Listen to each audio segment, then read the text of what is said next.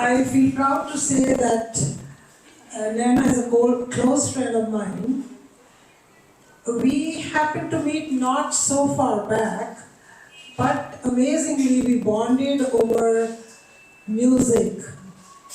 And gradually we got to know that we share a common love, and that was writing. Our flair for writing brought us even closer. And then we shared few of our writings with each other. She would send me some poetry of hers, and I would read that and feel so good that, we are fortunate enough to share all this with each other. When you meet like-minded people, you really feel blessed and fortunate. And this is what happened when I met Naina. So, Naina's book, Head Over Heels, is not a typical story, as Roma has said. So its content as well as the narration is something very unusual. So through her writing, I got to know Naina even better.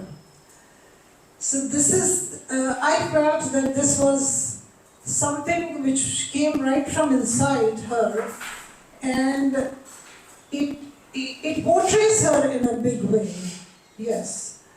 And her style captures the reader's heart. And it propels you to read on.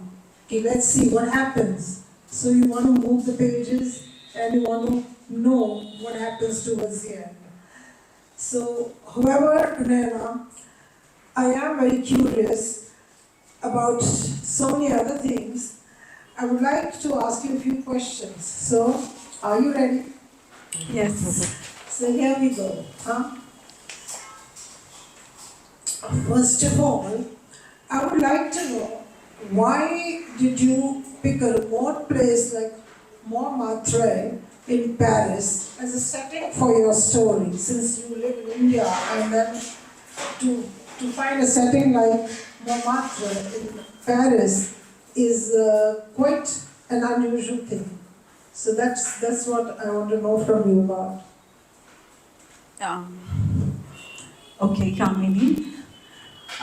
It was once I was in Paris. I met this beautiful lady there, and she insisted that I visit this place. And true to her words, it was actually beautiful. I was taken aback with the galleries, with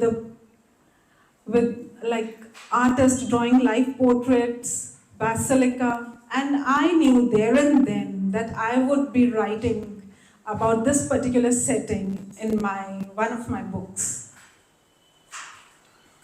Okay, so that tells us all why this beautiful setting was chosen by you. So now,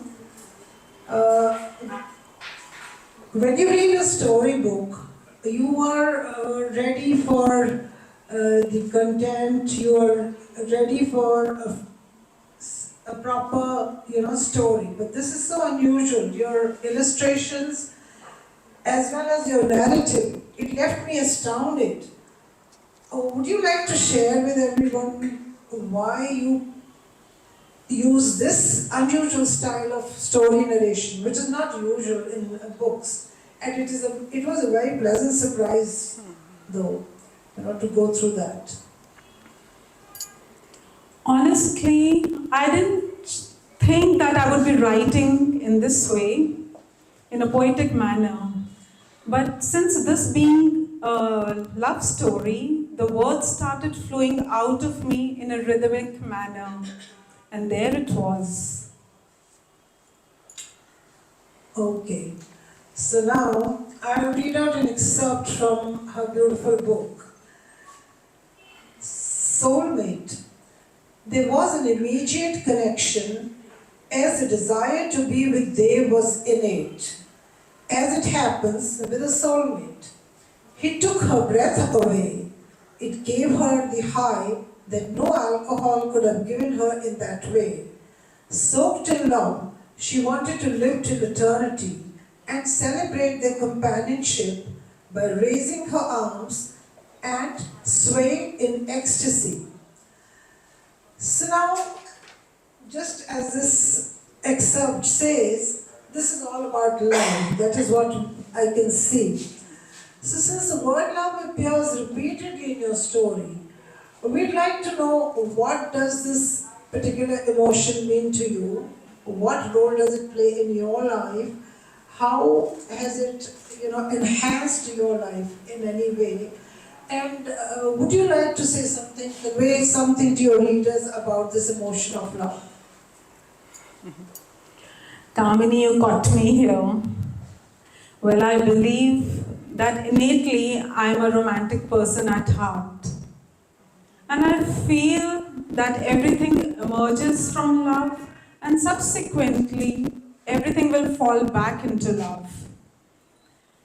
And I believe any situation one faces can be transcended through this magnificent force of love.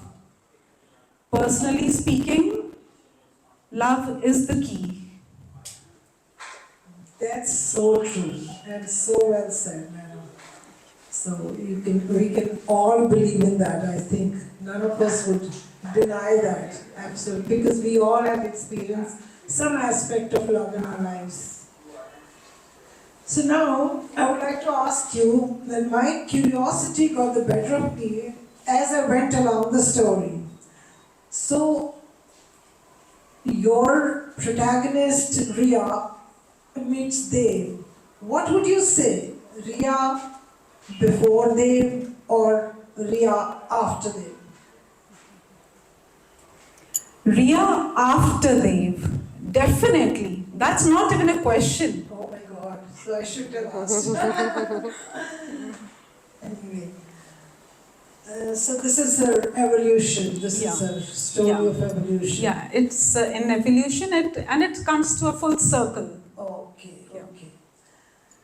So through your story, there's something very important that you have propounded. There's something, I could see two lines, two concepts, going parallel with each other. One was the theory of karma, which stood out very beautifully, and the other was the law of attraction.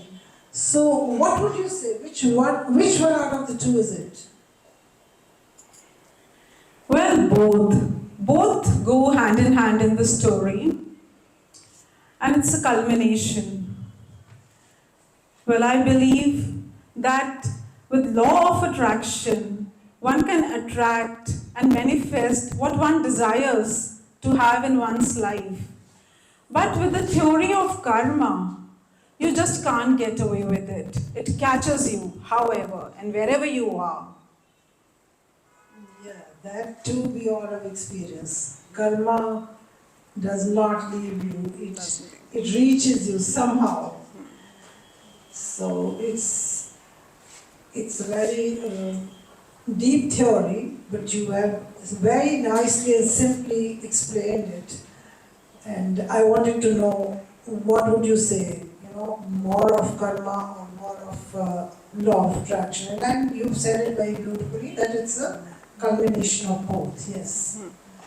So, okay, my next question has to do with another excerpt from your book. The sky displayed its artistic side far and wide by splashing fascinating colors of purple, orange, and fluorescent green for the rest of the night. They were astonished to witness nature's artistic strokes in beautiful hues, which were constantly changing and creating breathtaking views. What a surreal sight it was when they laughed. The mimosa tree showered its yellow flowers under which they sat. Nature was being playful and not just a witness at last. When they noticed everything being around them reflected in their eyes, they were startled by nature's act in its full stride. So now this brings me to a question that I'm actually intrigued by the way you delved so deep into the human emotions, that you actually reach the crevices of the minds of your readers. So, are you by any chance a mind reader? Have you learned that? Or what is it? It's a big secret, I must say, Kamini. But it's a well-known fact. जहाँ न पहुँच सके रवि, वहाँ पहुँचे कवि.